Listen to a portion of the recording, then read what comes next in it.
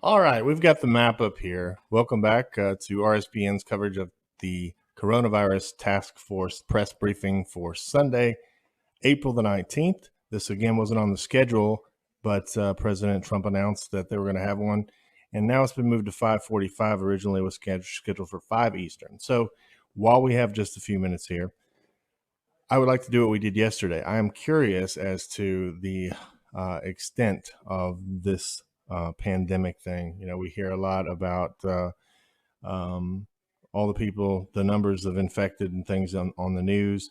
But even though I live in a county that is supposedly one of the worst hit here in Alabama, in Lee County, I have not personally seen or heard.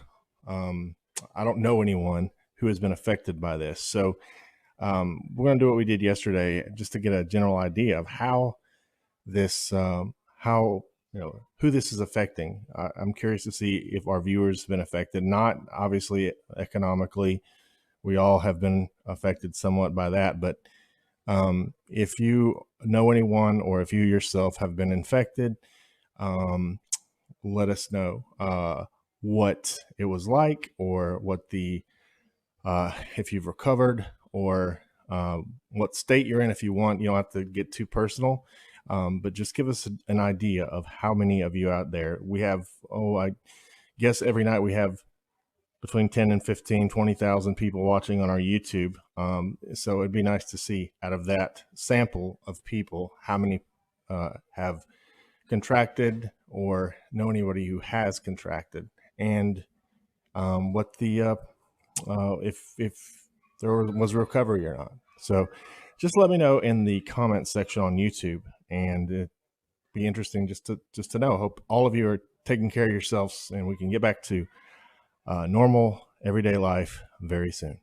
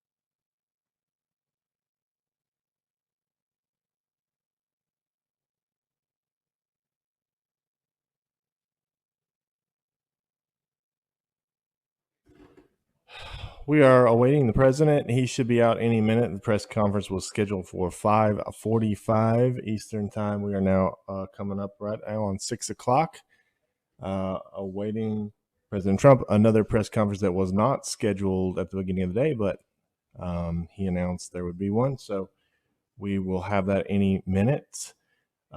Just a quick update. We'll also have programming from the Trump campaign tonight at 8 o'clock Eastern time. You don't want to miss that. We do every night. We do a show from the Trump campaign. Since there are no rallies right now, this is how they're getting their message out. So make sure you check that out, rsbnetwork.com. And also, just really quick, some folks were asking about press credentials for RSBN. And so we actually have been to the White House before. We went there for a week on a guest pass, got to go to the briefing room, everything, but there were no briefings at the time. We're exploring the possibility later on of perhaps trying to get in again, but it's very difficult to do. The White House Correspondents Association is very political. You're familiar with what happened with OAN. And so getting a hard pass to get in is very difficult to do. And also we are very limited on what we are able to do with our financial situation. We are a business that, we're basically built around Trump rallies. And so it's seasonal. And so we're viewer supported. We don't take on large outside investors. So that's why we don't have huge studios or stuff like that. But we are able to go to the White House. We've been before, and we plan on going again once all this is over with. They've temporarily they've sort of gotten a lot of more strict lately on who they give credentials to because of all this pandemic thing. But yeah, we would love to go back, and that's certainly in the future. But I appreciate everybody tuning in. Again, we're waiting. President Trump, he should be out any second now. And we, just a reminder, we are replaying Trump rallies on our 24-hour stream because a lot of you missed them. So do we. We've been preparing for this for 3 years, ever since 2016. And it's very disappointing that we are currently sitting waiting this thing out. But we will get back out there soon. I hope everybody's taking care of themselves. I hope everyone is in good health, and we appreciate y'all more than you know here at RSB. So stand by. We should be live with the president's remarks any minute.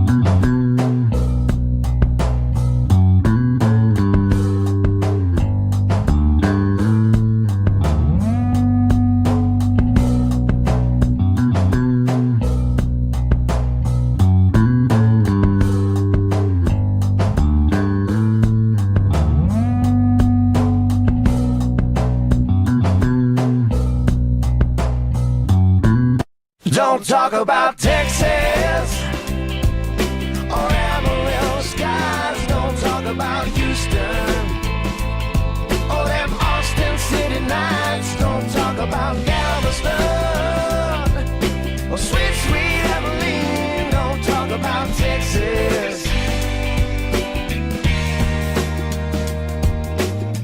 Hey, mister, can I bum a ride?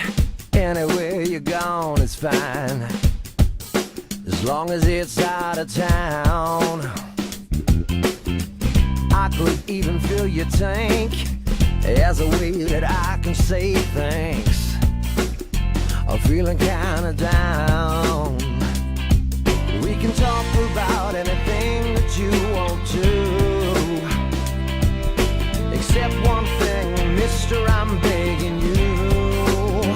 Don't talk about Texas or Amarillo skies. Don't talk about Houston or them Austin City nights. Don't talk about Galveston or sweet, sweet Abilene. Don't talk about Texas.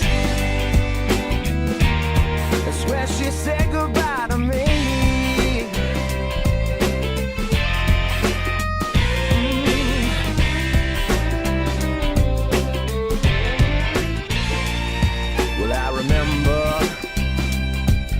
She fell in love with me on that Corpus Christi beach. It felt so right. And I remember how her green eyes used to shine, and a taste on her sweet lips was like cherry wine. We can talk about any state that we've been through, except the one where I hitched this ride with you. Don't talk about Texas or Amarillo skies. Don't talk about Houston or them Austin City lights. Don't talk about Galveston or sweet, sweet Abilene. Don't talk about Texas.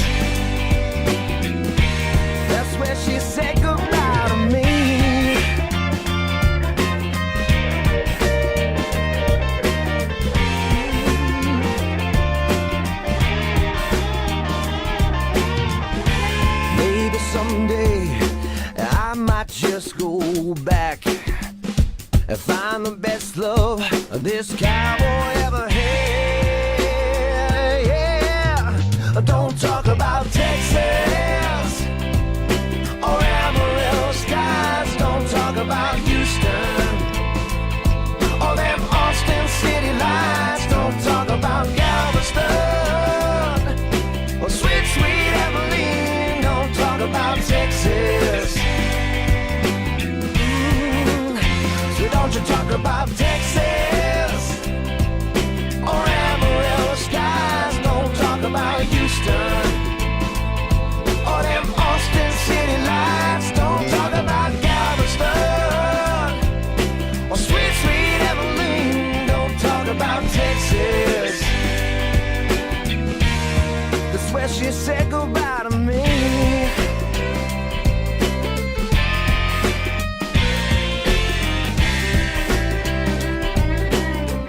That's where she said goodbye to me.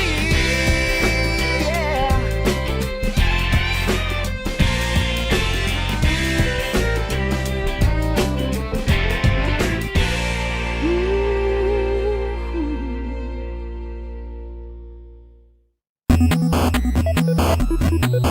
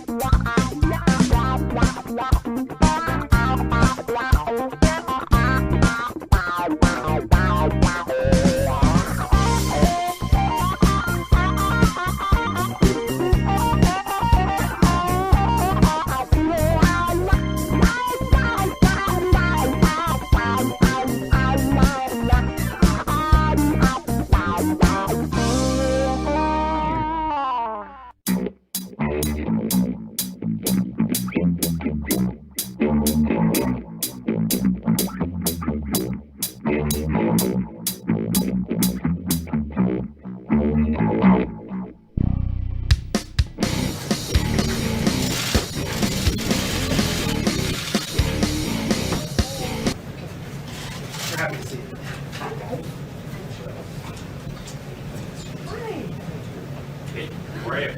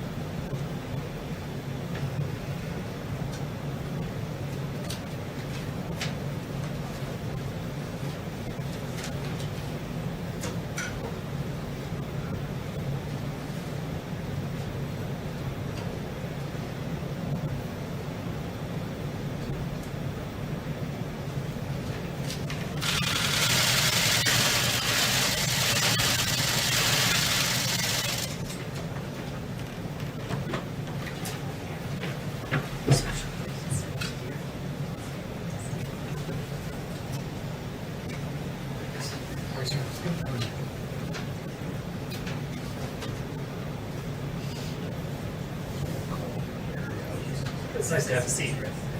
Nice to have a seat. Appreciate it. We do feel when you have to stand up. When this uniform is more comfortable. That makes it.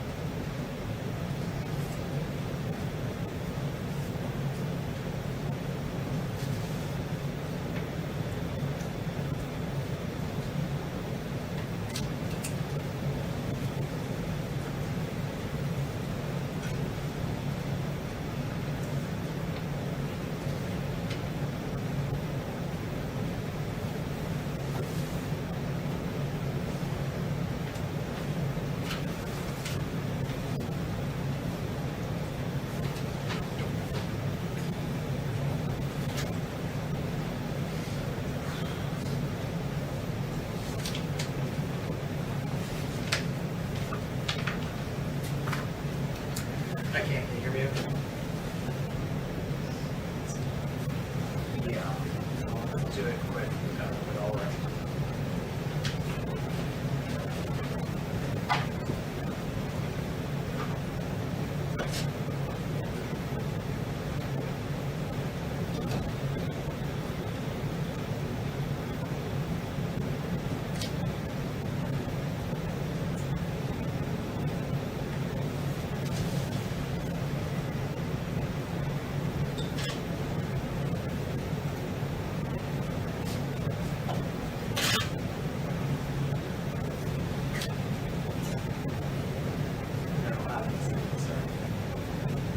Say again. Sit down. It's whatever you need.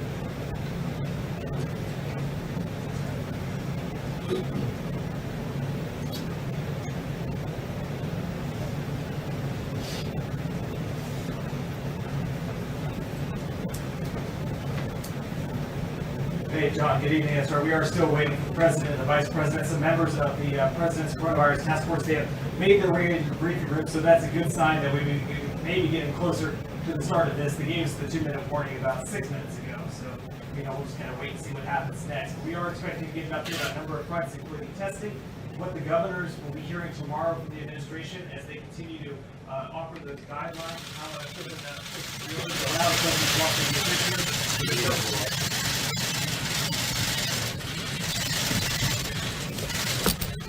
Thank you very much. I'd like to begin by saying that we're continuing to negotiate with the Democrats to get our great workers and small businesses all over the country taken care of. I think we're getting close to a deal. Could happen. Could happen. A lot of good work has been going on, and we could have an answer tomorrow. And we're going to see what exactly does take place. We're also looking at helping our hospitals and our rural hospitals who have been hurt very badly. The rural hospitals for a long time have not been treated properly. We're looking to help them and beyond. So we're looking at hospitals also as part of the package. And we'll see how that all comes out. But a lot of good things are happening, some very good negotiations. Just got off the phone with the Secretary of the Treasury, and we have some very good negotiations going on right now. And I think you could have a nice answer tomorrow, but we'll see. America continues to make steady progress in our war against the virus.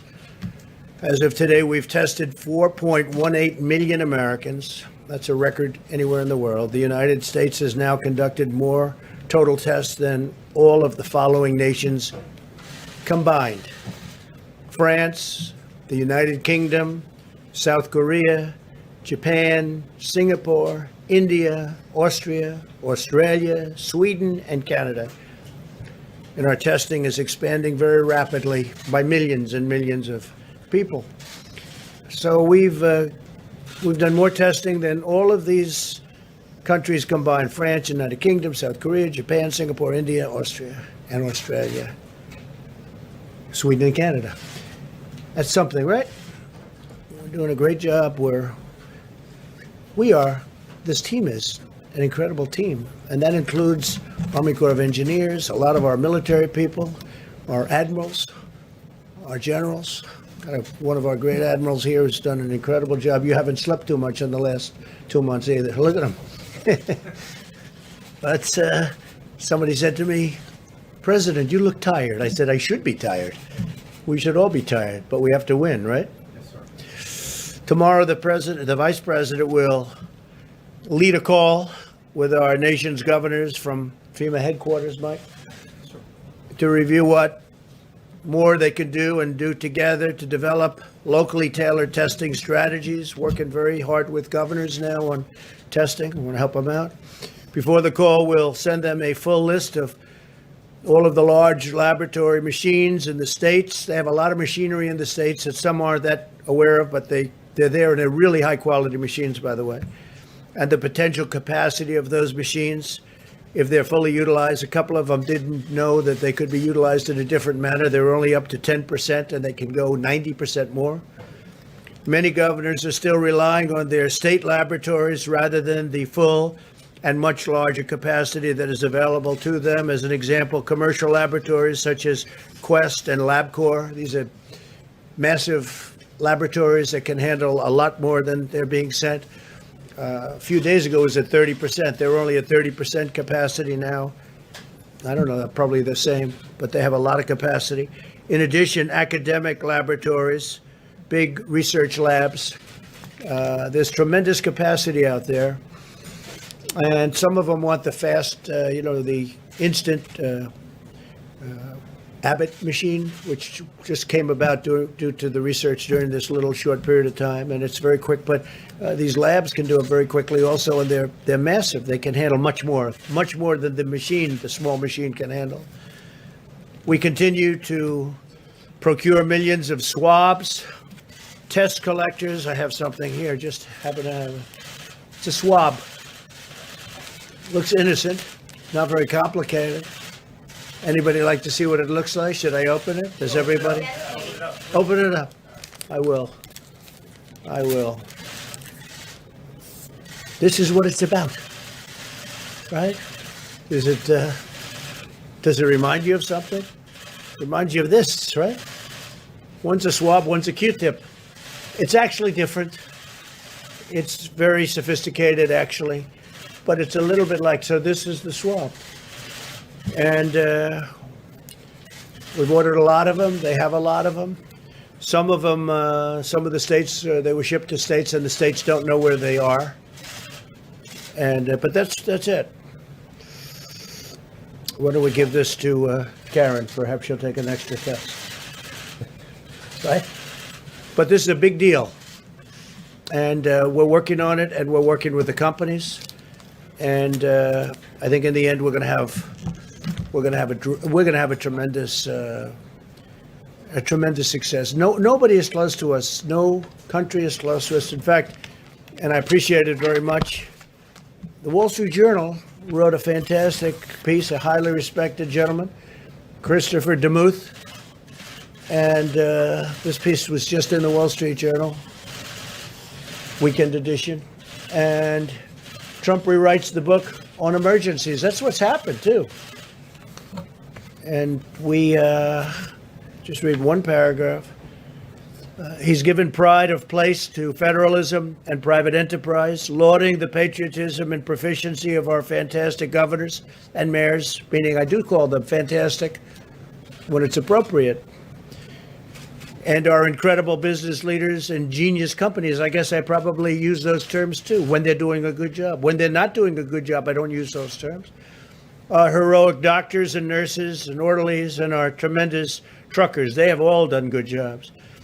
By shouting out many of them by name and documenting their deeds on a fully daily basis, he has vivified the American way in action.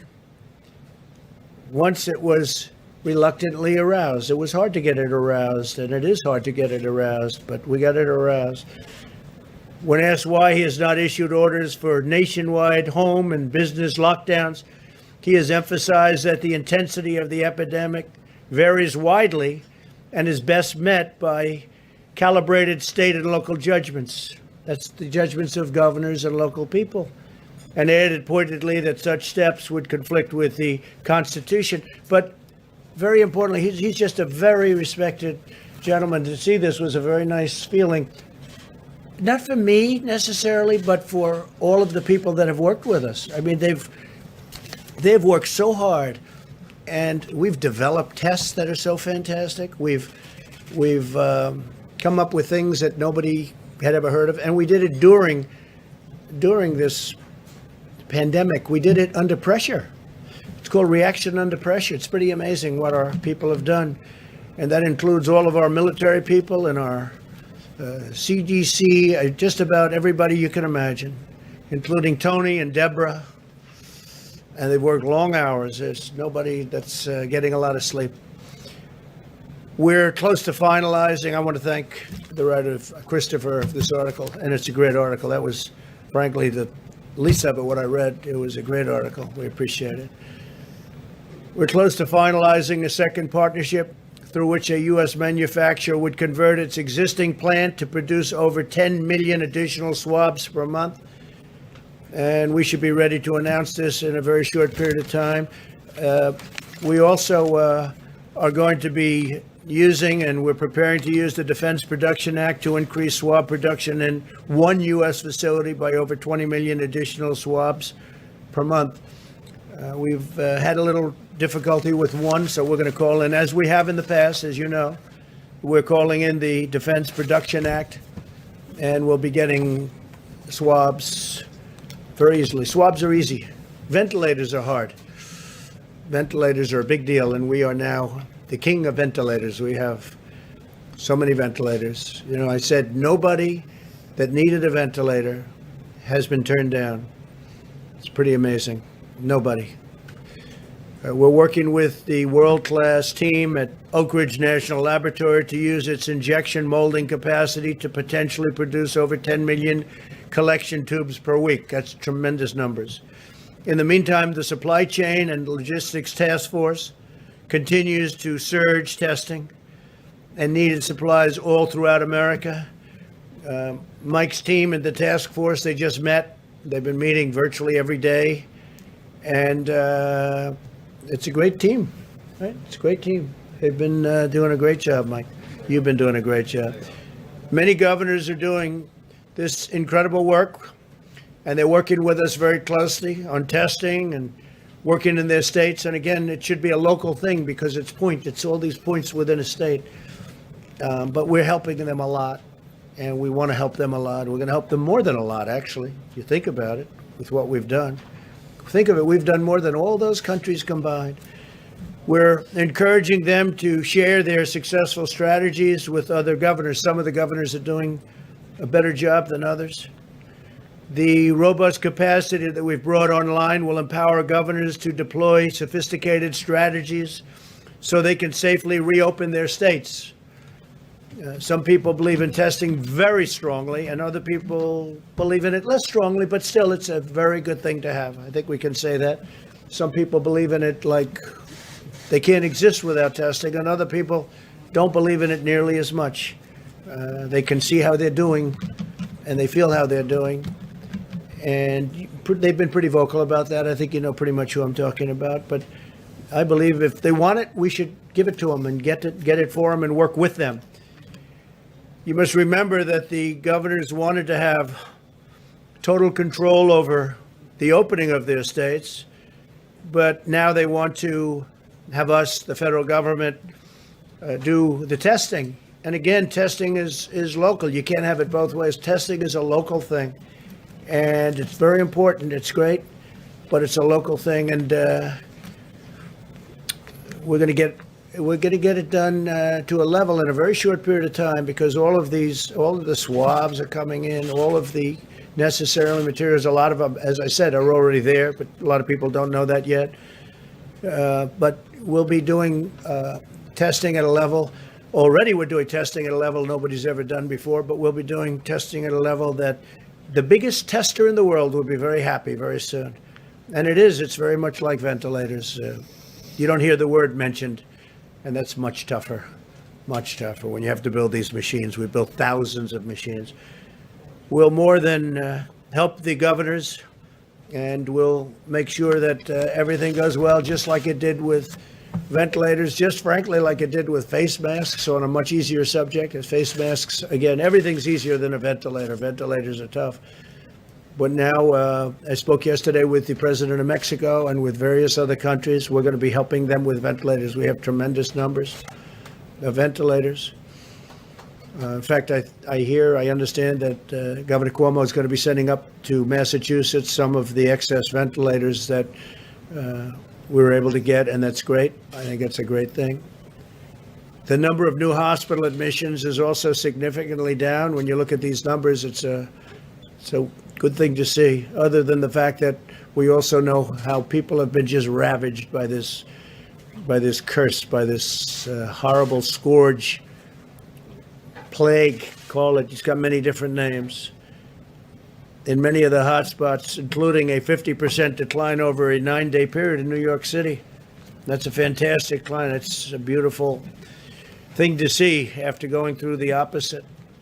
We continue to see improvement with declining trajectory of cases in Seattle, Detroit, New Orleans, Indianapolis, and Houston metro areas. More evidence that our aggressive strategy is working, and I thank the American people for their selfless devotion. The American people have done a hell of a job. We're saving countless lives, though, and again, I'll say it because I always wanted to say, well, can you leave it open? Nobody ever heard of anything like this. Not since 1917, more than 100 years ago, has anything like this happened. And in those days, they had no real communication, so you couldn't say, go inside, don't, people just died. Almost 100 million people, it's reported. It's tough. So, the American people, what they've done is incredible. And they've learned a lot, and you see people picketing a little bit, and they want to get out. They want to get out and get back with their lives, and that's good. But they have learned a lot. They've learned about distancing, even now, at least until this thing totally goes away. They've learned about their washing their hands and all of the different things that we've been talking about ad nauseum for so long. And they get it. They get it. And some places the governors are ready to go, and other places they can't go yet, and they won't go. They have to have it safe. I want it to be safe too. It has to be safe. And again, I have to say this. I can't emphasize it strongly enough. I'm probably going to show you charts of some of the countries that are really having trouble. And one in particular is having a massive problem where they said, let's go. We're just going to keep going. Well, they're the lines that we're famous for now. Some are flat and some are up. This is like a rocket ship. This country is, and they decided, let's go and let's wing it. It's, they thought it was okay, but it's a problem. It's a big problem. And there's another couple. There's one in particular that everybody thinks did it, but the people are staying in. Okay, the head of a country doesn't have to say stay in. These people are smart people. They know what's going on. They see what's going on. So they don't have to say. They can say they're not doing that, but the people are staying inside. There are not a lot of people outside sitting at cafes, despite what the mode of a country is. But if you look at Europe, most countries have done this. A couple tried not to. Italy tried not to, and they held it. And Spain tried not to. They went that way. France tried not to. I mean, nobody wants to do this. It's a brutal step. We're going to close down your country. Who ever heard of a thing like this? But we would have had millions of people die if we didn't do this. Millions of people. And I believe that, Mike. I think, in looking at things that we've been looking at over the last couple of days, I think, and really over the last couple of weeks, from the time we did it, shortly thereafter, I said we made the right decision in closing down, made the right decision on borders, banning people coming in from China, banning ultimately people coming in from Europe. But we would have had millions of deaths instead of. It looks like we'll be at about a 60,000 mark, which is 40,000 less than the lowest number thought of. So this isn't a case where people would say, oh, we would have had that number. It's similar to a flu. It's not the same thing as a flu at all, because if we wouldn't have done anything, you would have had, so a flu would have 35. It goes from 27 to 35, 40, 50 sometimes. It's over a long period of time, much different. It's even a much different death. To be honest, it's a much different death. This is violent. CMS is finalizing new guidelines for doctors and patients to resume elective surgeries. It's a big thing. A lot of hospitals were closed. They couldn't do any elective surgeries. They'll be able to start doing that. Procedures and medical care that needs to be done in person. As long as the rate of infections remains low in a community, we want patients to be able to go to their doctors, get clinically tested, and have work done, surgeries, receive treatment for chronic conditions, and resume preventative care. So we'll be allowing that to happen very soon. We had no capacity in the hospitals with what happened with the plague. We had no capacity to do it. If your doctor believes you need a treatment in person, you can get a treatment now. You can and should get a treatment now. We are asking that healthcare facilities have plans in place to keep patients safe during their visits. Some places like New York, New Jersey, where they really got hit hard, it's going to be a little bit tougher. They've done a great job, but they really were a center. I mean, they were a center. I was watching that. It was incredible. But now they're leveling off, and I think they'll be coming down very soon. Administrator Seema Verma will be telling you a little bit more about it. Mike's going to say a few words. Seema will then speak, tell you a little bit more about that. My administration continues to execute our massive military operation to supply our hospitals with equipment they need and beds if necessary, but it looks like we're totally covered on beds. We have plenty of beds. It's highly unlikely. That would be bad news if we needed more beds, but it looks like it's going just the opposite direction. I want to thank Governor Cuomo, the relationship there for this whole thing. We're building hospitals. It was very good. We built a little bit more than we needed, and that's good, as opposed to building a little bit less. That's not good. But he's worked very well with us. The governor of Louisiana has been great on the bed, on that whole situation with the beds. Frankly, the governor of Michigan was very good with us on beds. You know, it's a very complex subject. You need buildings, or you have to do tents, or you have to do a lot of different things, a lot of different ways. But the Army Corps of Engineers was fantastic. They were fantastic. Florida, likewise, Governor DeSantis. And I could name probably 6 other locations. I'll tell you one, California was fantastic. He was really good. He was really good. And I appreciate the fact that he said what he wanted to say, and he wasn't letting the press force him into saying something that he didn't want to say. So I appreciate it very much. Governor of California. He really, he worked very hard. We worked together. He worked very hard. The federal government is currently procuring more than 100,000 ventilators through new production or purchases, with thousands already delivered. We've delivered thousands of brand new ventilators all throughout the country. New York would be, I guess, the biggest user. And they are now taking some of their excess ventilators, which is great, and they're sending them up to Massachusetts. I think it's 400. And that's a great thing. Our total supply of ventilators continues to exceed by a lot total expected demand. Governor Cuomo said today that no one who needed a ventilator was denied a ventilator. That's a beautiful statement. I appreciate it. And all governors are in that same position.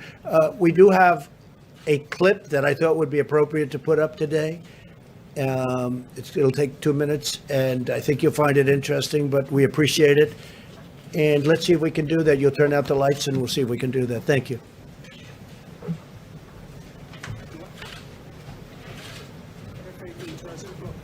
What the federal government did, working with states, as I just said, phenomenal accomplishment. We bent the curve. We flattened the curve. Government did it, people did it, but government facilitates people's actions, right? We had to double the hospital capacity in New York State. That's what all the experts said. President brought in the Army Corps of Engineers. They built 2,500 beds at Javits that Michael and Northwell were operating. It was a phenomenal accomplishment. Close to 1,000 people have gone through Javits. Luckily, we didn't need the 2,500 beds, but all the projections said we did need it, and more, by the way. So these were just extraordinary efforts and acts of mobilization. And the federal government stepped up and was a great partner. And I'm the first one to say it. We needed help, and they were there. State and local governments were fantastic. The hospital system was fantastic. New Yorkers were fantastic. And that is an undeniable fact. Just to look at what they said was going to happen. CDC, Coronavirus Task Force, Cornell, McKinsey, all of them. And they had a line up here, and the actual line is down here. What do you owe the variance to? Heroic efforts on behalf of people as facilitated by government, federal and state.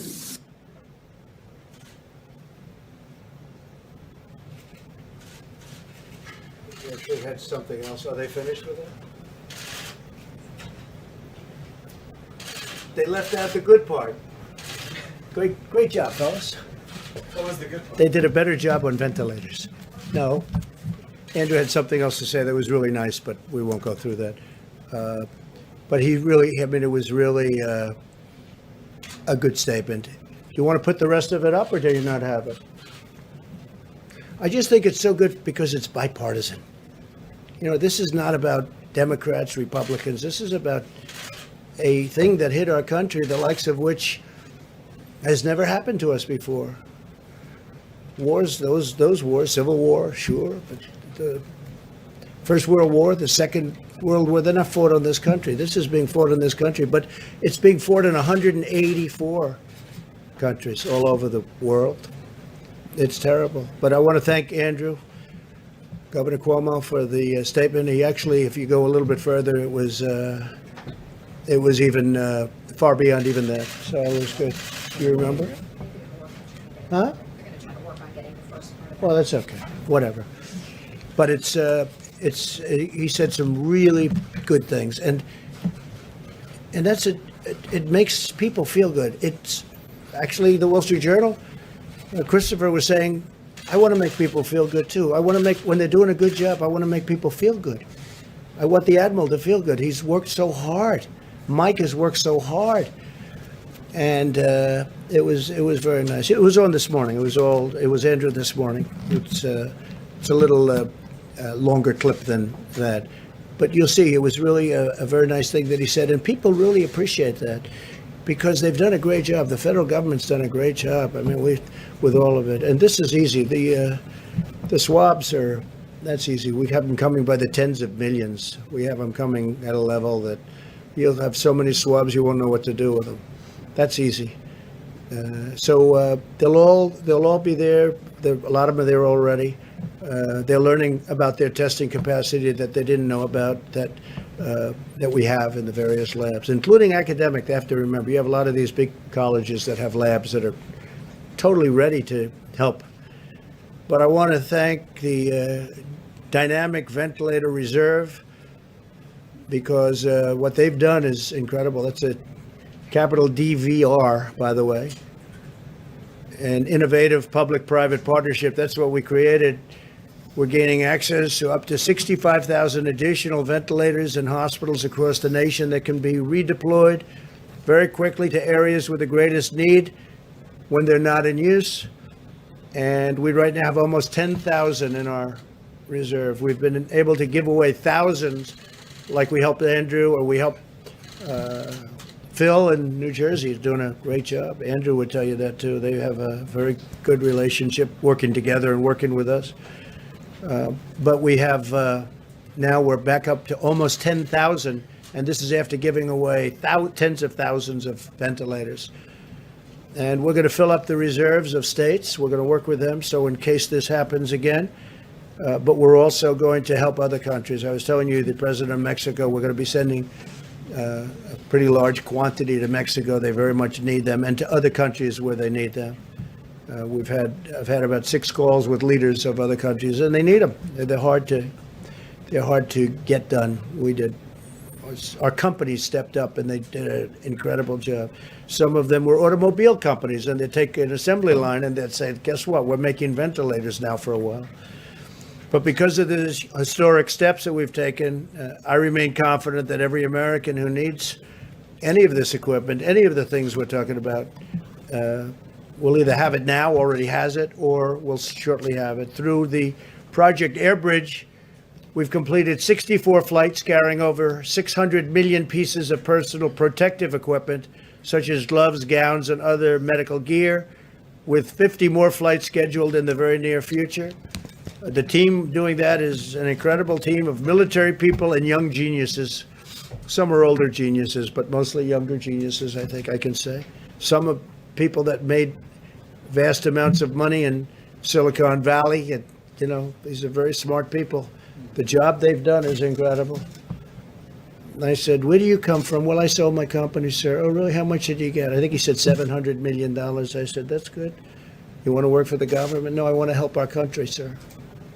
And it's tremendous brain power. It's a beautiful thing to see. Young, incredible people that love this country, and they worked with the military. Admiral, you would say they were pretty smart, right? Yes, sir. They were in the upper scales of IQ. They were the upper. They were the top scale, I'll tell you. And they're great people. But FEMA is working to commit another $384 million to produce another 64 million gowns for healthcare. These are the highest quality, where they're very safe. When you put them on, they're safe. Very important. The quality of the gown is very important. It's people in different places, different countries, they're wearing gowns with cuts in them, and these are very safe. I want to thank America's textile manufacturers for their partnership in this remarkable undertaking. 2 U.S. companies, Hanes and Standard Textile, are on track to produce 5 million gowns by the end of the month. And that's really moving. That's really moving. 2 great companies, you know the companies. Another great American company, Honeywell, recently began manufacturing N95 masks in Rhode Island, where they converted a factory in less than 5 weeks instead of the 9 months it was normally expected to take. So they've already done it, and they did it so rapidly. 5 weeks instead of 9 months. It's amazing, the spirit of this country. It's really about the spirit of the country. We said, do it fast. But they did it in, and this was a major conversion too. This is a different world. Honeywell is hiring more than 1,000 American workers to produce 20 million masks per month. 20 million masks a month. Thanks to the Defense Production Act, we'll be receiving another 40 million masks over the next few weeks. And I also want to thank 3M, because they really stepped up. We had a little dispute at the beginning, but that got worked out quickly, and they've been doing a great job, 3M. They really have been. I want to thank their great CEO. We had a little skirmish, but it worked out well. And they're doing a lot of work right now on masks and other things. This production is in addition to the 55 million N95 masks my administration has already distributed. Plus we ordered, and it's coming in soon, 500 million masks. You would think, what are you going to do with them? They get used rapidly. In addition to that, as you know, we sterilize masks now. Great company in Ohio, recommended by the governor of Ohio strongly. And it's doing very well. And they're sterilizing. A lot of the masks can be sterilized up to 20 times. So that's like buying 20 masks. And I always wondered, why aren't they sterilizing these masks? Some of them are pretty sophisticated masks. And some you can't because of the material. Others you can. But we have actually 2 companies that do this, but one company I know very well in Ohio, and they're doing a great job. So they're sterilizing masks up to 20 times you can sterilize a certain type of mask. To these numbers in perspective, and to put them into perspective, American healthcare providers use an estimated 25 million N95 masks nationwide in a typical year. So a typical year, 25 million. That means we've secured nearly 4 times as many N95 masks in recent weeks as we would in entire healthcare industry during a typical year. Over a matter of a couple of weeks, we had more masks than we would do in a year. Think of that, over a couple of weeks. Moreover, we're bringing supply chains back home, and we've learned a lot about supply chains. We've learned that it's nice to make things in the U.S. I've been saying that for a long time. One of the reasons I ran for office, because we started making things everywhere but here. And if one thing comes out of this, more than anything else, it's that we should make product in the United States. And these supply chains, they sound wonderful. But if one country has a problem, the whole chain is ruined. And I've been saying it for a long time. I ran partially on that. I ran on that, and I ran very strongly against China. And then we made a great trade deal where they buy $250 billion. They're supposed to. And they're paying tariffs. They paid us tens of billions of dollars. I've given $12 billion one year, $16 billion another year, and $19 billion to our farmers and ranchers who were targeted. But, I ran on China and other countries the way they were ripping us off. They were ripping off our country. And China understood that. I mean, China fully understood that. And they're big, strong, smart people. And I wasn't friendly, and it wasn't a friendly situation. And we ended up making an incredible deal with China for tens of billions of dollars of product, $40 to $50 billion to the farmers. The most they ever spent was 15 to 16. Now they're supposed to spend 40 to 50. Now, of course, the virus came along, and I'm not happy. I'm not happy. I let them know I'm not happy. So, we had a great relationship we had a very bad relationship with China. Then we had a good relationship because we made a great deal. But we're not happy. This is not a good thing that happened. Came out of China, so we're not in a position where we're going to say much yet. But the deal itself is great. The deal it's going to put many, many people to work in our country, but all of that has to be taken into account when you look at all of the people that are dying in our country, but all over the world. All over the world, people are dying. I had a G7 call, and their economies are in tatters. They're shattered. The G7 countries, Japan and Germany and France, the different countries, Italy. Look at what happened to Italy. Look at what happened to these countries. Look at what happened to Spain. Look what happened to Spain. How incredible. It's just been shattered. And so many other countries are shattered. So nobody ever thought this could have happened, a thing like this. It's very, very sad. But if we've learned something, it's about supply chains. I just saw yesterday where when the auto industry gets back, they have a problem because there's a supply chain going through a different country. And this has been going on for years, for decades. I always said it was no good. Why do we make it? Why do you need a supply chain? Very simple, make your parts here. They get one part from this country, one part from that country. It's all over the place. The problem is if one country has a problem, you have no car or whatever it is you're making. So we've learned a good lesson. I think a lot of smart people knew that before.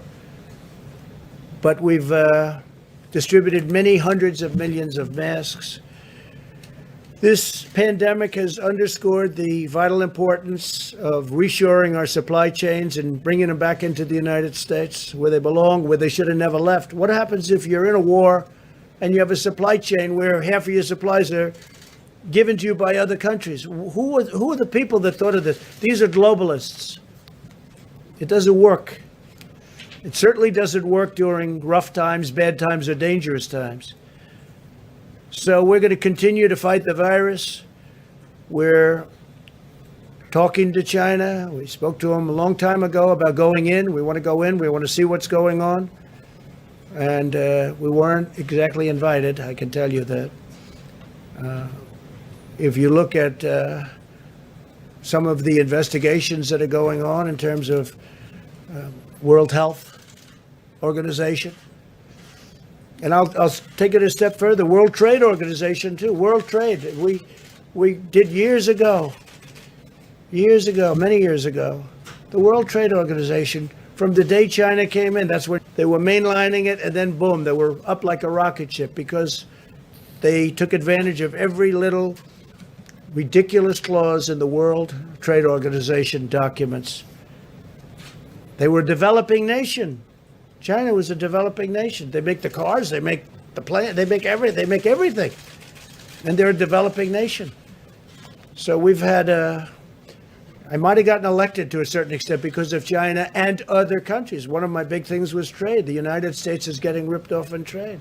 Now Japan is paying $40 billion and buying a lot. That's before we even do the deal.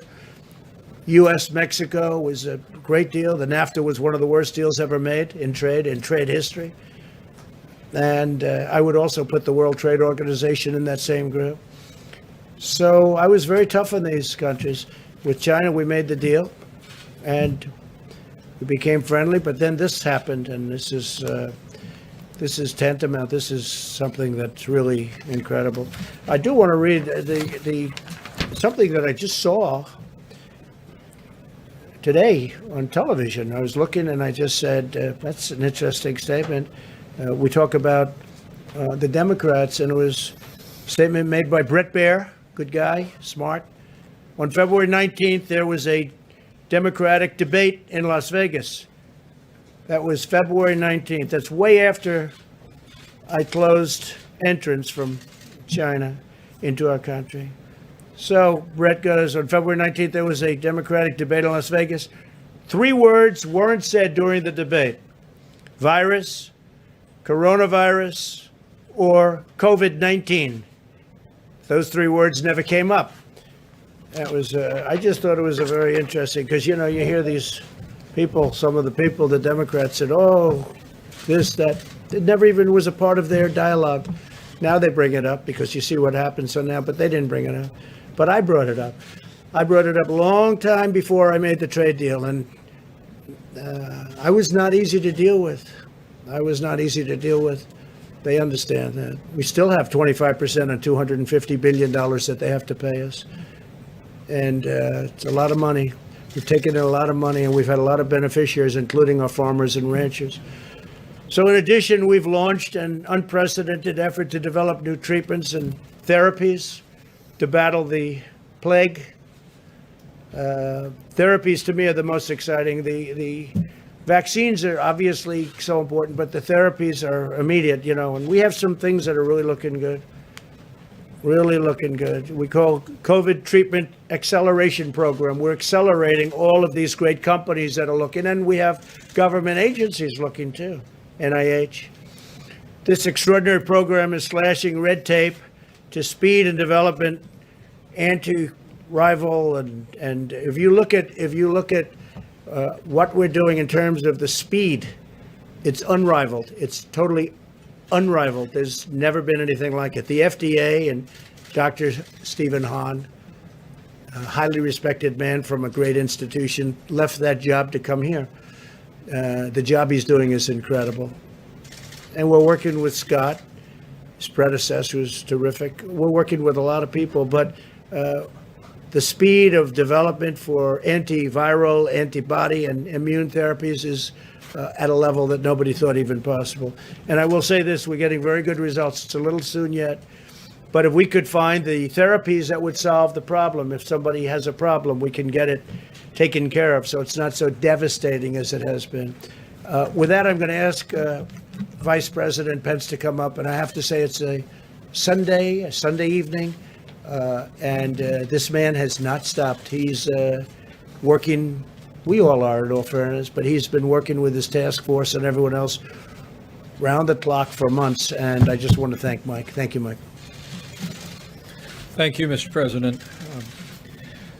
And let me echo your words about all the dedicated men and women on the White House Coronavirus Task Force, and the team that you assembled in January, and some of whom are with us today: Seema Verma with CMS, Admiral Giroir with the U.S. Public Health Service, Dr. Steve Hahn of the FDA, and others represent a level of commitment and dedication that's been inspiring for me to have the privilege to work with. And so I thank you for your gracious words. That White House Coronavirus Task Force met today. It was reported to us that at this moment, more than 746,000 Americans have tested positive for the coronavirus. Unfortunately, more than 68,000 Americans have fully recovered. But sadly, more than 41,000 Americans have lost their lives to the coronavirus.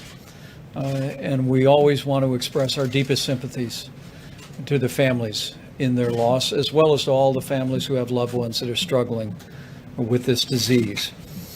Today, we've seen encouraging news again about our progress as a nation. President Trump reflected on those momentarily, but the Coronavirus White House Task Force today learned that our large metro areas continue to stabilize and even see progress. The New York metro area, including New Jersey, New York, Long Island, Connecticut, and Rhode Island, all appear to be past their peak.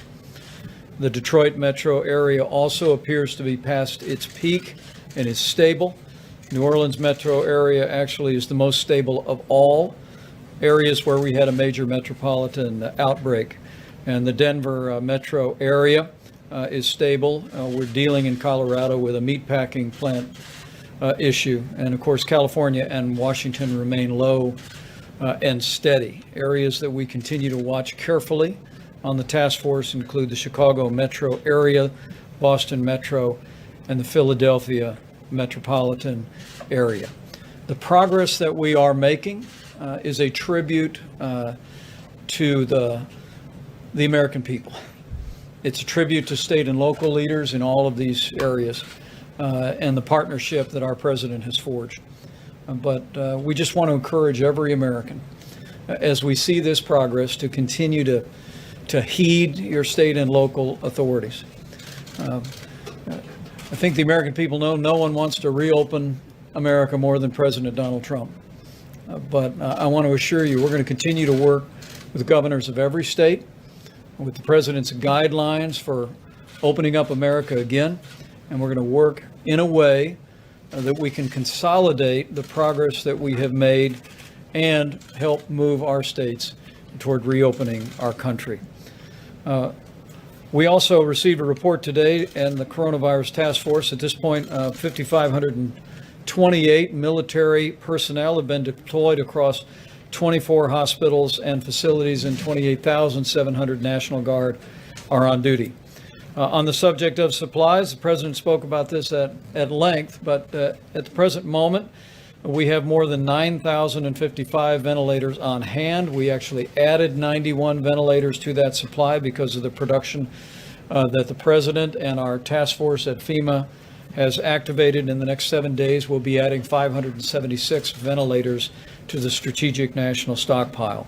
As the president mentioned, our air bridge continues to work, 64 flights completed, 50 more flights on the horizon, literally bringing in medical equipment from around the country and around the world and deploying it to critical areas. Finally, tomorrow, as the president announced, we'll be hosting a conference call with all of the nation's governors, all the states and territories from the headquarters at FEMA. And we'll be working with the governors to ensure them that we're helping them to review and evaluate the president's guidelines for opening up America again, the criteria that we believe is appropriate and necessary before states can move into any phase one change in the mitigation strategies, but also at the president's direction tomorrow. We'll be providing all the nation's governors and all of their health officials with detail about the testing infrastructure that exists all around the country. We'll be specifically providing governors and state health officials with information about all of the lab capability that exists in their states, and also we'll be updating them on our efforts to identify the kind of supplies the president just held up, and our efforts to make sure that those supplies are at all of those laboratories as the need should arise. Remember that a month ago, we had done 80,000 coronavirus tests in America. This weekend, we cleared more than 4 million, and we're currently testing more than 1 million Americans a week. We fully expect to actually have tested more than 5 million Americans before the end of this month. But at the president's urging, we're going to continue to scale that testing and then work with governors to make sure that they can manage and implement and deploy that testing in the manner that will most support their efforts to move their states forward. Remember that the testing that is contemplated in the guidelines for opening up America again for phase one are testing people that have symptoms that may be coronavirus, and then also having the testing resources to deploy to vulnerable communities, nursing homes, or other vulnerable communities that we have identified as needing additional what is called monitoring or surveillance testing. We believe we have the testing today around the country that would allow any state in America to move into phase one if they've met the other criteria of 14 days of consistent declines and strong hospital capacity so that the system would not be overwhelmed in the event of a flare-up.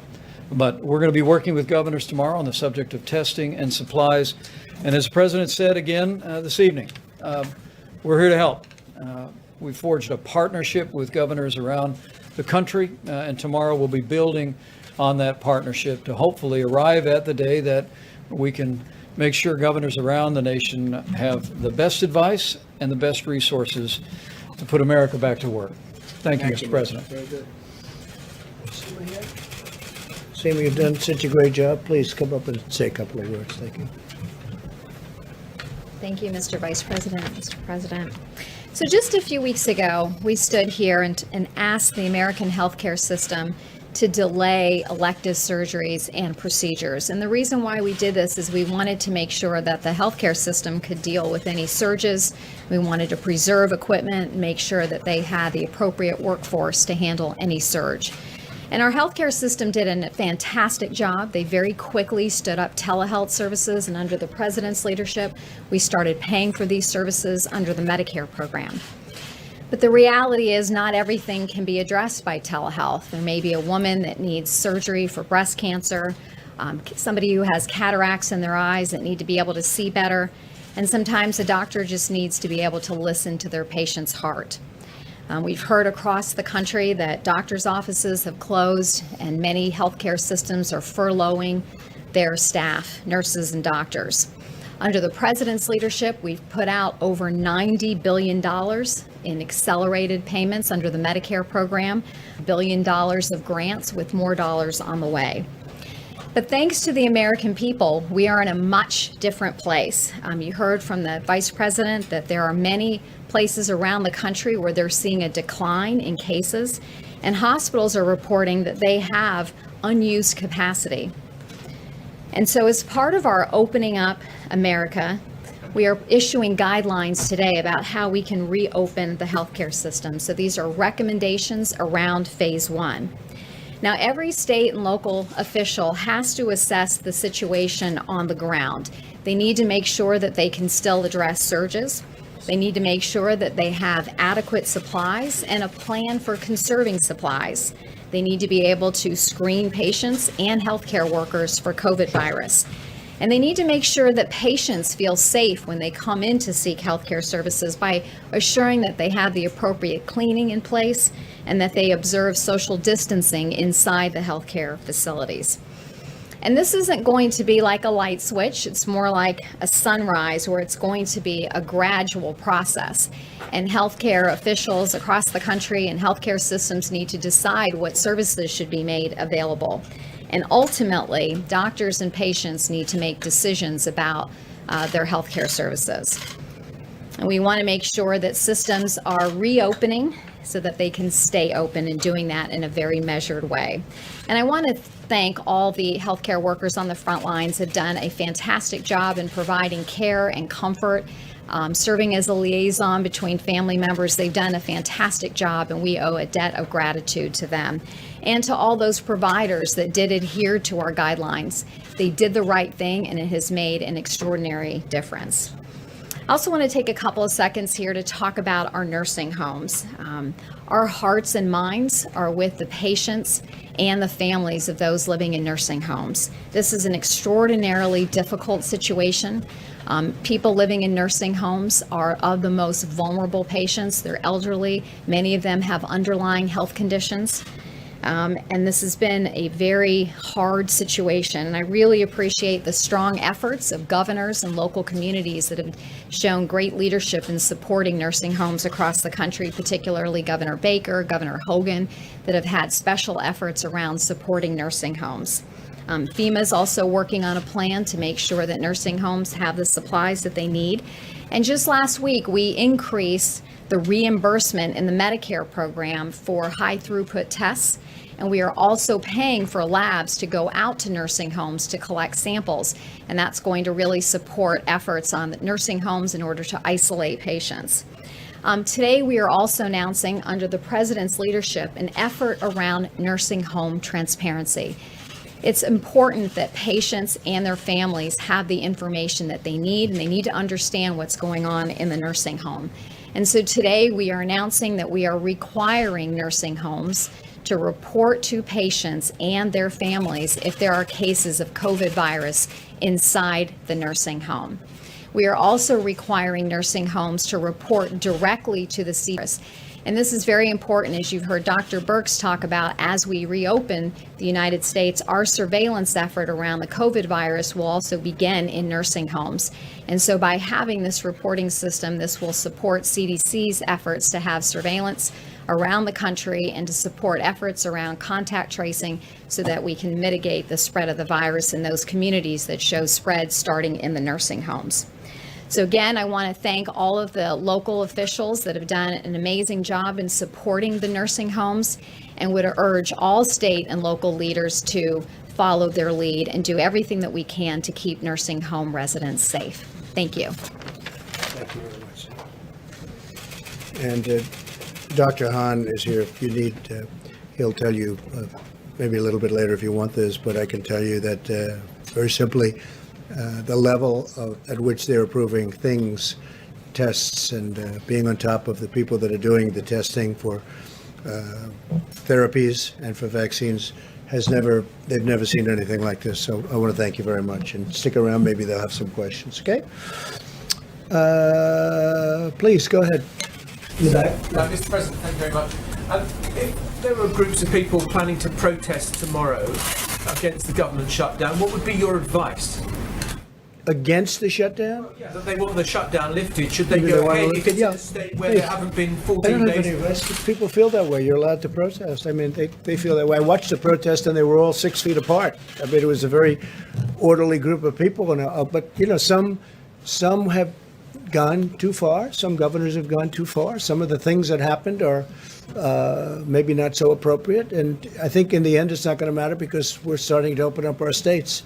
And I think they're going to open up very well. We're going to be watching it. We're going to be watching it very closely. We're working with them on testing. We're working with them on whatever they need. I don't think they need ventilators anymore. I believe the term the governor used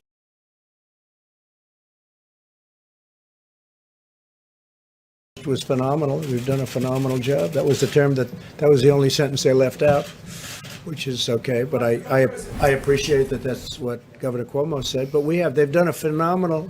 These people have done a phenomenal job.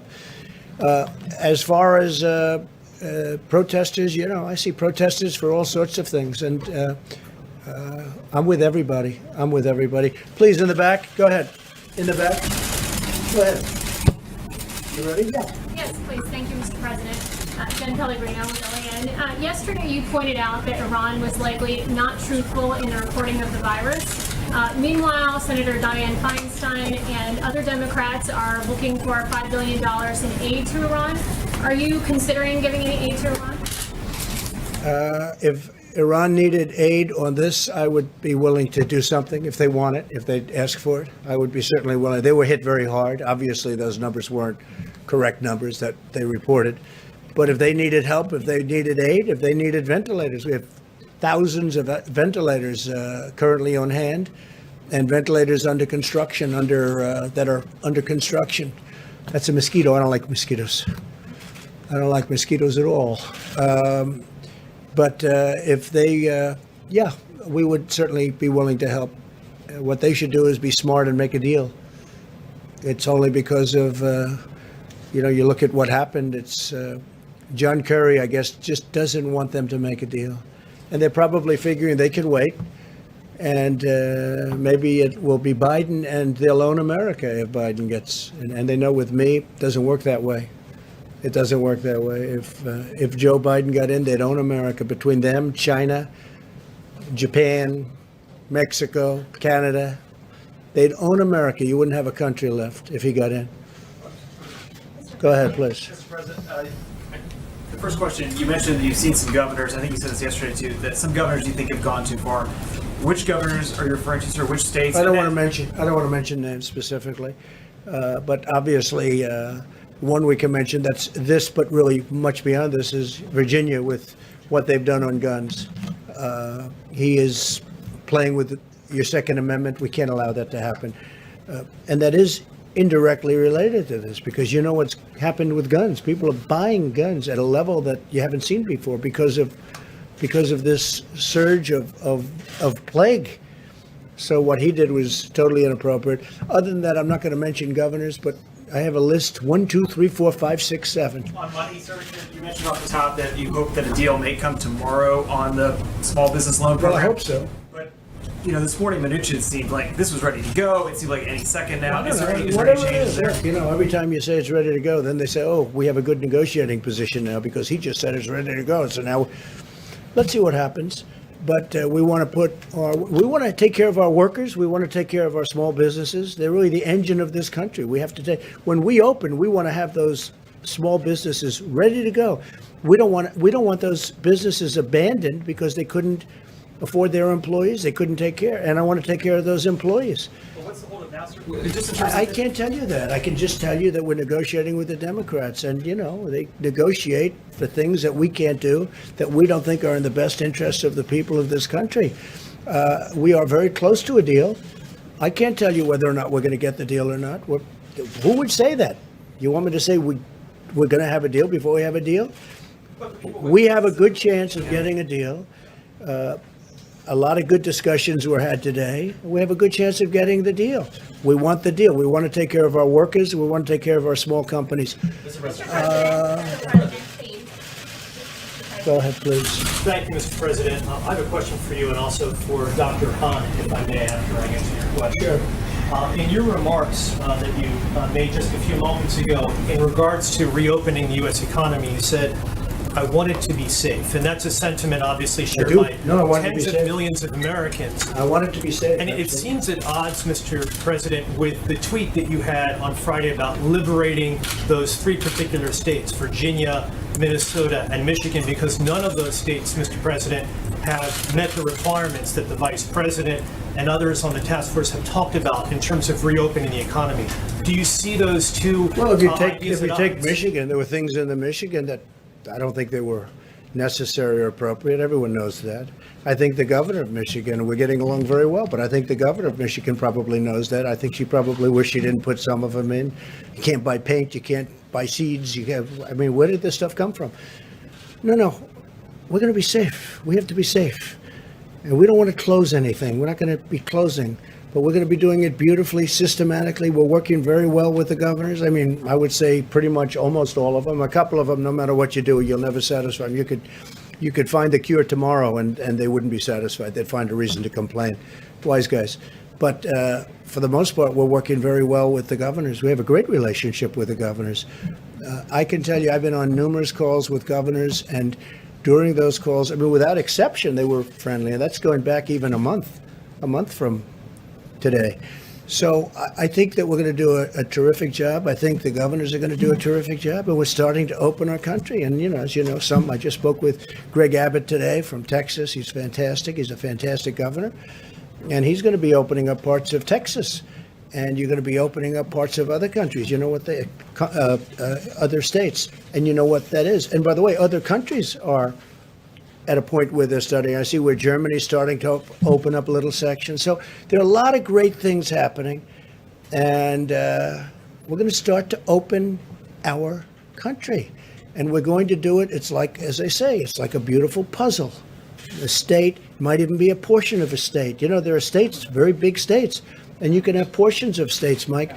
You have a portion, you have a county, which is perfect, and you have another county that's sort of still pretty far away, even if it's within the same state, and it's not doing so well. But they may open up parts. So we're going to do it very, very carefully, and I think it's going to be very successful. But when you say safe, I want it to be very safe. Thank you very much. Hey, let him just do this one. Then. Go ahead, please. Thank you very much, Dr. Hahn. Doctor? There's a question that I don't know the answer to, and I was hoping that you could provide an answer to. There's an epidemiologist at the University of Alabama in Birmingham who's actually a COVID-19 survivor, and his name is Michael Say. And his question is this: why would the virus suddenly be different? And why would people's susceptibility be any different on May the 1st, or on June the 1st, or on July the 1st? And this all relates to reopening the economy. Can you explain or give an answer to that particular question? I don't think we have evidence that one would be more susceptible or less. What I think we can say is that the mitigation efforts have really helped with respect to this. And that what we've seen is the number of cases have gone down. And if we follow the gating criteria for the opening, we're then able to institute phase one and have the appropriate measures in place to actually reduce any chance of flare-up of the cases. A sort of rebounding if you reopen too soon without the type of mitigation efforts that we've had still in place? Yes, there's a chance. And I think Dr. Fauci and Dr. Birx talked about this at the podium. And the key here is the surveillance that is being put in place with the CDC. I think that'll be a really great help in terms of trying to reduce that risk. Thank you. And I think they have the rest of that clip. I just thought it was a very good clip.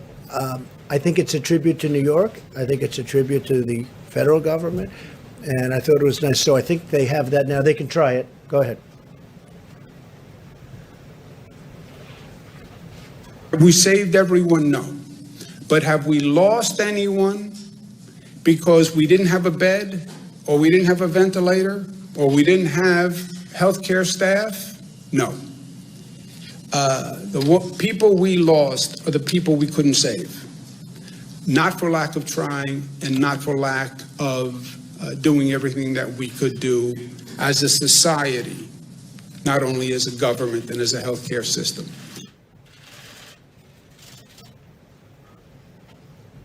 Okay. Mr. President, you had called on me. Yes, Thank I did. You, I appreciate it.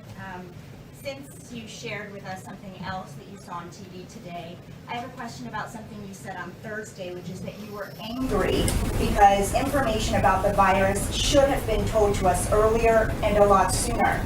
People knew it was happening and people did not want to talk about it.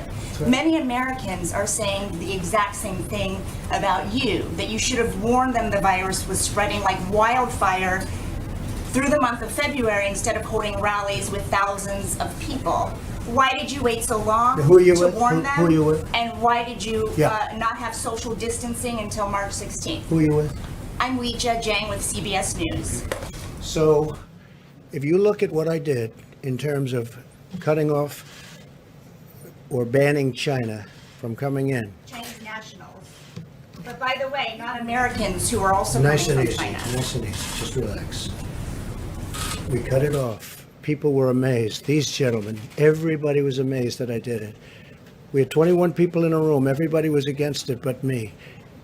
Dr. Fauci said, had I not done that, perhaps tens of thousands, and maybe much more than that, people would have died. I was very early, very, very early. And we just saw, you saw Bret Baier making a statement. They had a debate well into February. And not even mentioned, it wasn't even mentioned, the Democrats. We were very early. Oh, I'm the president. And you know what I just did? And you know what I just... And by the way, when you issued the ban, the virus was already here. Okay, and you know how many people, when I issued the ban, how many cases of virus were in the United States when I issued the ban? Do you know the number? No, how many cases? Remember I said one person. How many cases were here when I issued the ban? Tell Did me. you know? No, you have to do your research. How many... I did my research. On the 23rd of March, you said you knew this was going to be a pandemic. Can I tell you what? well I did before- know it. I did know it. All I have to do is look. So you knew it was going to Anybody spread. knew it. Just, are you ready? How many cases were in the United States when I did my ban? How many people had died in the United States? So do you acknowledge that you didn't think Keep it your was voice going down, to please. spread? Keep your voice down. Did you not How think it many, was going how to many, spread? how many cases were in the United States? I did a ban where I'm closing up the entire country. How many people died? And that's a fair point. How many people died in the United States? And yet I closed up the country, and I believe there were no deaths, 0 deaths at the time I closed up the country. Nobody was there. And you should say thank you very much for good judgment. Go ahead, please. You just mentioned Germany. Germany is allowing small stores to open Yes, they are. tomorrow. I just spoke to Does them. this give you confidence that some European countries are on the mend of recovery? Well, I hope so. I And mean, will we you hope it works out. Look, I Will you lift some spoke with restriction on Angela. them? I spoke with Angela. They're going to start a process of opening, very much like we are. We are too. I spoke with numerous governors. They're doing it also. Areas that have been, where the, number one, they've done a good job and where they don't have much of a problem. Germany's starting the process also, yes. And I'm very happy about that. Some places in Europe, as you know, can't start the process for a while. Mr. President. Yes, ma'am. Go ahead, please. Thank you, Mr. President, I have two Nevada questions. First one, the mayor of Las Vegas thinks it's total insanity for business to be shut down in Nevada, which the governor Sisolak ordered. Who's right? Well, they shut one of my hotels down too. Okay, so involved in that. I could be if I wanted to. I just chose not to be. By the way, just so you know, I could be if I wanted to, but I chose not. But they closed a very big hotel that I have in Nevada down in Las Vegas. It's a very severe step he took. I'm okay with it. But, you know, you could call that one either way. I know the mayor's very upset with it. Some owners are very upset with it. Some of the developers out there are very upset. Others, they say, hey, we got to get rid of it. I can see both sides of that. With one other question. I asked you recently about an SBA rule that said that paycheck protection money could not go to small casinos. You said you'd look into it, and clearly something happened. They are looking into it right now because they do have, you know, they have small casinos that don't have too many people, and they are looking, and they're going to make a ruling, I understand, next week. They already did make a ruling, and they changed it from small casinos that make more than a third of their income couldn't qualify to half. I know, but they're looking at that. They're continuing to look at that. It's a big topic because a lot of people are involved. Let's give it a shot. You know, Governor Cuomo, as you played in that clip, has indeed praised a lot of what the federal government has done, but he... No, excuse me. He didn't say a lot. He said we did a phenomenal job. He didn't say a lot. He didn't say you did a good job on ventilators, but nothing else. No, he said we did a phenomenal job. So report accurately, because you are one of the most inaccurate reporters. Go ahead. What he has said is that, and along with a bunch of Republican governors who've said what they need, though, is a national strategy when it comes to testing. Because on supplies, they say that they're competing against one another. They said the same thing with ventilators, and now we have so many that we're going to be able to send them and help other countries that are in need. We're doing great on testing, and we are actually using the act, as you know, on a certain company. But what about on the reagents? They say that that's something that they can't We're in get. great shape. It's so easy to get. That reagents and swabs are so easy to get. When you have to build a very expensive piece of machinery controlled by computers, that's a different thing. And no, we'll have everything's going to be in very good shape very soon. We're going to be in very good shape very soon. Yeah, please go ahead. Just the latest stimulus package, will that have funding for states and local governments? Well, I don't want to comment on it, but we will be saving that for another time. Will you be willing to... And by the way, some states and local governments need it. I'm the first one to admit that. We're going to be saving that for another little bit of a later day, probably be our next negotiation. Okay. But they do, I'm in favor of it, I will say. And I told the Republicans today, I had I think a great talk with Republican senators today, and all of them, I think, just about all of them, and conference call. And we are going to be, that'll be a very big topic over the next couple of weeks. It's very important. And what is the administration doing to make sure that, hotel chains and hedge funds... Well, that's another one, that's another one. You have hotels that are big, massive buildings that are under-levered. But if you have no income at all coming out, these hotels they go from under-levered to they have to be closed down. It's a terrible thing. I don't know that they're working on that specific problem, but it's a problem they should be talking about. I mean, you have people that own a hotel where they go from having a very successful hotel with, many employees, thousands of people, to all of a sudden closing it down. I read where my wonderful place in Florida, in Miami, Doral, they had to let a lot of the employees go because it's essentially closed. You can't use it. You can't have the restaurants. You can't have it. So you have to close it down. That's an example. Many hotels are closing down throughout the country, and hopefully they're going to be able to open up relatively quickly. But the funds were specifically for small businesses. Would the administration? Well, it depends how the hotel is considered. Is it owned by a big chain? But even if it's owned by a big chain, that's devastating. If they have 200 hotels in the country and they're closed, and it's not only in the country. Remember this. This is all over the world. If they could have 2,000 hotels that are in other countries. They're also closed. We're in better shape than most when you think about it. So I think we're going to be looking at it. I think it's a very big problem.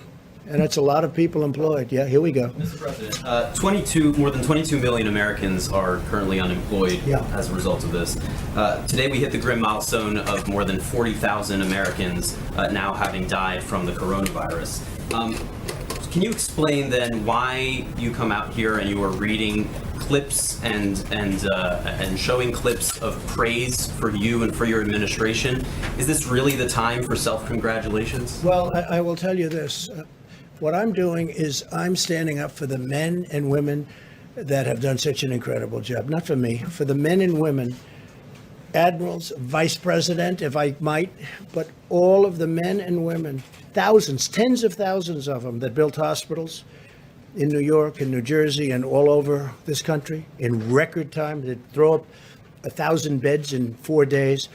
I'm sticking up for those people. Those people have been incredible. I'm also sticking up for doctors and nurses and military doctors and nurses. The clips that you played and what you read earlier was praising you and your administration. All I played today was Governor Cuomo to do that, sir. saying very positive things about the job the federal government has done. On the And day those more than people, 40,000 and Americans have now died. those people have been just absolutely excoriated by some of the fake news, like you. You're CNN, you're fake news. And let me just tell you, they were excoriated by people like you that don't know any better because you don't have the brains you were born with. You should be praising the people that have done a good job, not doing what you do. Even that question. So just so you understand, if we didn't do a The question is job, why now? Not why are you doing it? I'll tell but you why now. Are you ready? Because these people are right now in hospitals. It's dangerous. It's going to a battlefield. And I want these people, I want you, I want you in the, it's all about that. It's not about me. No, nothing's about me. Look, you're never going to treat me fairly, many of you. And I understand that. I don't even know. I got here with the worst, most unfair press treatment, they say, in the history of the United States for a president. They did say Abraham Lincoln had very bad treatment, too. Let me just tell you. It has your name in it. It talks about Trump remaking the playbook. Well, that's a positive thing because that's an exercise in how to do it and what to do. And that's good for the future. People can learn from that. But I want the men and women of this country that are in danger, the admirals and the generals that have done a job like they've never done before. They're in war. We're in war. You know, I call it the invisible enemy. That's the war. And it's a dangerous war. We're also at a level, when you said 40,000 people, and you're right, almost 40,000 people. And what, oh, more than, okay, good, correct me. 41,000. Good, well, I'm really glad you corrected me, CNN. But here's the story, let me just tell you something. If we didn't do what we did, the 40,000 right now could be 1 million people, not 40,000, it could be 1 million. We're tracking at much less than the lowest possible estimate. And that's a great tribute to a number of people and a number of things. One of the things that it's a tribute to is what's taken place in this country with the American people, because they've gone inside, they've done it.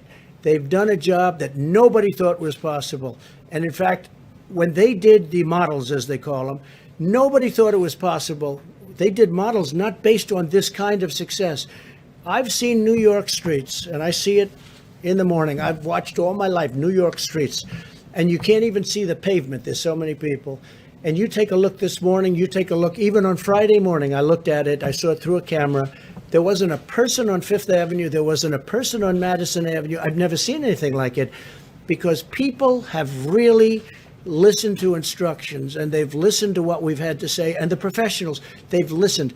And those people should really give them a lot of credit, including people like you, because you just don't have the sense to understand what's going on. All right. Yeah, please, go ahead. Thank you, Mr. President. Should publicly traded companies like Shake Shack and Quantum Corp and Ruth's Chris, should they have access to the PPP program? Well, it would depend. It would depend. A lot of those, I don't know much about any of those companies, but a lot of times they're owned by franchisees where they own one or two places, and, you know, they are small businesses. So a lot of that would depend on what the formula is. But again, many of those companies are, you know, they're out to franchisees. A franchisee could open up one of the places that you mentioned. And so, yeah, I would say that's important, actually. That's like a restaurant. Go ahead, please. You know, these you referred to these protests earlier. You know, some of them are getting pretty intense, and we're actually getting some death threats to some governors who are reluctant. You are in the media? No, the governors are getting death threats. You know, governors of Kentucky, Michigan, Virginia, they're getting increased levels of death threats. And are you concerned that you're talking about liberation and the Second Amendment and all this stuff? Are you inciting violence among the few people? I've seen the people. I've seen interviews of the people. These are great people. Look, they want to get, they call cabin fever. You've heard the term? They've got cabin fever. They want to get back. They want their life back. Their life was taken away from them. And, they learned a lot during this period. They learned to do things differently than they have in the past. And, they'll do it hopefully until the virus has passed. And when the virus passes, I hope we're going to be sitting next to each other in baseball games, football games, basketball games, ice hockey games. I hope we're going to be sitting next to each other. I hope you have golf. The Masters is going to have 100,000 people, not 25 people watching at the course. I am not. No, I'm not. I think these people are. I've never seen so many American flags. I mean, I'm seeing the same thing that you're seeing. I don't see it any differently. There too. They're who? Nazi flags. Well, that I totally would say no way. But I didn't see that. I see all. Of course, I'm sure the news plays that up. I've seen American flags all over the place. I have never seen so many American flags at a rally as I have in these rallies. These people love our country. They want to get back to work.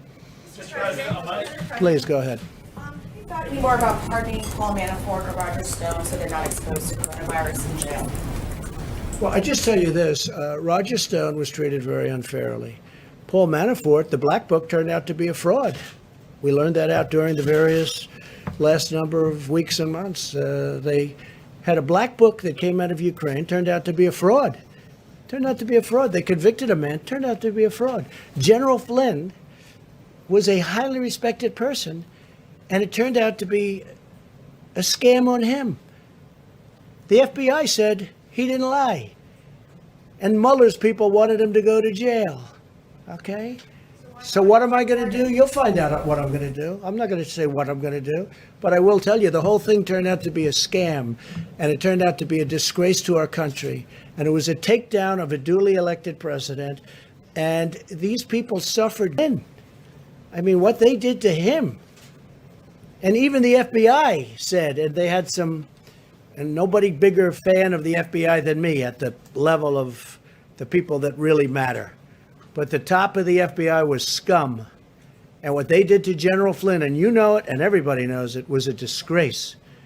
He was in the service for over 30 years. He ends up being a general and respected. Respected. And almost his first day in office, they come in with papers. They want to investigate him. Never happened before.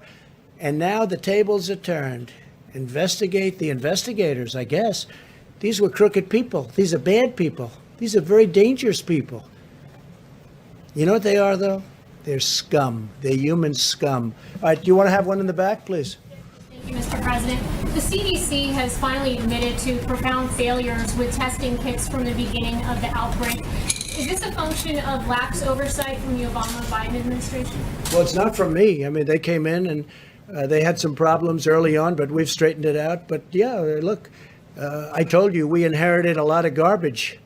We took, they had tests that were no good. They had all this stuff was no good. It came from somewhere. So whoever came up with it. But I'm proud to tell you that now we went from having a lot of bad things happening in CDC to having great things happening. They're doing a very good job now. But no, initially, look, our stock I were talking about, what an achievement that is. First time in 72 years we have a new force. So, yeah, CDC had obsolete tests, old tests, broken tests, and a mess. But they've done a very good job, and they've done it under pressure. The pressure is, they had to do this under pressure. So we're very proud of the job they've done. Please, go ahead. Mr. President, you said swabs are easy, and this has been something that hospitals and states have been saying there are shortages for more than a month now. Why wait to use the Defense Production Act until now? Well, we already have millions coming in. We have one company that we're forced to use it with, and probably by tomorrow we won't be. It's a tremendous hammer. Probably by tomorrow it won't be, but we have millions of them coming in. They're very easy by comparison. And in all fairness, governors could get them themselves. They really could. All of this, but we're going to do it. We're going to work with the governors, and if they can't do it, we're going to do it. If they do it, we can do it maybe cheaper, better. We're getting very high quality. With us, it's all quality too. Even if it takes a little bit longer, we want the highest quality in all of it, including the ventilators. So, yeah, we have millions of them coming in very soon, and many of them already have been ordered, and the governors don't know quite where they are, but they'll be finding them fairly soon. Mr. President, Mr. President, Go ahead. on President Xi, you now talk about the missteps that China made early on in this crisis and how it put the United States Well, behind. based on an investigation, we're going to find out. Yeah. So, but you- so when you repeatedly praised Xi in January and February, This guy doesn't you said he will solve the problem. You said he was doing a great job. Were you duped by President Xi? No. I made a deal that's phenomenal for the United States. No, you know who was duped? You and the Obama administration were duped for years because China was ripping off this country like in the history of any country. Nobody's been ripped off like the United States by China and many other countries, and we stop it. And we've done a deal where they're paying us 250. They are buying 250. They didn't do anything for us. You know, we didn't even have a deal. It was so bad. The deal. These comments. No. It is about a deal, because the deal started a long time ago before anybody heard about this. The deal was finished a number of months ago. Very happy. I was very happy. I hope they were happy. Billions of dollars came in tariffs. Billions of dollars. They're going to be purchasing billions. And then all of a sudden, long after that, I find out about this. And I told you, I'm not, listen, CNN. I told you I'm not happy about it. And this was after the deal. So we have this wonderful deal. And nobody's been tougher before the deal ever on China than Trump. Then I made a deal. I was very happy with the deal. It's a great deal, great for our farmers. The farmers have been paid a fortune already. Then what happened? No mistake, we made a great deal. Now I find out after the deal, I find out that I'm not happy. You people are so pathetic at CNN. Let me just tell you. Sure. I was very happy with the deal, very happy with everything. Then we find out about the plague, right? The plague. And since we found out about that, I'm not happy. But I closed it up long before Pelosi. Listen, long before Pelosi, she was having parties in San Francisco. Let's all go to Chinatown. And that was a long time after I closed up the country. Go ahead, please. The first of the month is next week. That's why your ratings are so bad, because you're pathetic. Go ahead, let's go. Your ratings are terrible. You got to get back to real news. Go ahead. The first of the month is next week. So for people that are worried about whether or not they're going to see a stimulus check again next month, will there be another stimulus check? Well, we're looking at it. We're talking about it. It's the delivery's been very good, as you know. People are getting them and they're happy. It's saving lives. Would it be We will let you know when it's appropriate, but we're not going to let our people suffer. And you've seen that. By the way, you've seen that better than anyone. And you people have actually covered it okay. But you've seen what's going on. And we got those checks out to people. It saved their lives. Nobody else could have done it. Nobody else could have done it. And I'm very happy if we get this new check out to the workers in these small, essentially to the workers in these small businesses, the PPP, we're going to be very happy, because as we open, those businesses are going to open along with us. Yeah, go ahead, please. Mr. President, as you start reopening the country, do you plan to coordinate with Mexico and Canada to ensure that the U.S. manufacturers I can see that. We're coordinating right now with both. I spoke with President of Mexico yesterday. I spoke with Prime Minister of Canada a lot, Justin, and we're in very good coordination right now. In terms of just the supply chain, as companies here. Yeah, we're doing this. That's part of trade, and it's not going to affect trade. And if it does, I will tell you, if a supply chain based in Mexico or Canada interrupts with our making a big product and an important product, or even a military product, we're not going to be happy. Let me tell you that. Go ahead, one or two more. Go ahead in the back. You didn't go. Thank you very much. Who are you with? I'm with the Salt Lake Tribune. Okay. Thank you, sir. On Thursday, the White House announced a congressional task force on reopening America. It included every Republican senator but Mitt Romney. Yeah. Does that show that you're still holding a grudge against Yeah. Mitt Romney? No, I'm not a fan of Mitt Romney at all. No, I had 52 Republican senators. He was the governor. You don't want his advice. Well, I just don't think, I'm not a fan of Mitt Romney. I don't really want his advice. Go ahead, please. Mr. President, why on that task force did you include Senator Kelly Loeffler? There's some questions about whether she Because she's the senator from a great state, a state that I love, Georgia. There's some insider trading. Well, I don't know. I really don't know about that. But she's a senator from Georgia, And she was included in the list, absolutely. President. Sorry, a couple of more. Go ahead, please. Yeah, Mr. President, you said you'd spoken to Angela Merkel and that the progress being made in Germany. You spoke about Many of the leaders, yeah. Yeah, many of the countries that maybe have taken their eye off the ball and let coronavirus let rip in their countries. Which one were you talking about? The UK? You mean some of the ones that didn't do well? I don't say that, but you just have to look. And some of them just got hit hard. When I closed up our border, when I did the ban on China, they say a lot of the people that didn't come in here went to Italy. You've heard that. That's why Italy was hit so hard. I don't think it was because of government. I will say Italy is locked down probably more than any other country right now. It's just absolutely locked solid down.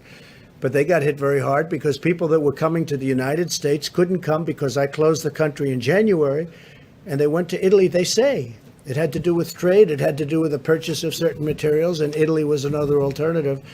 And so many, many people went to Italy instead of coming here, and Italy has suffered greatly. Now, I spoke with the Prime Minister a lot. He's a great friend of mine, and what's happened to Italy is very, very tough. Thank you all very much. We appreciate it. We'll see you tomorrow. Thank you.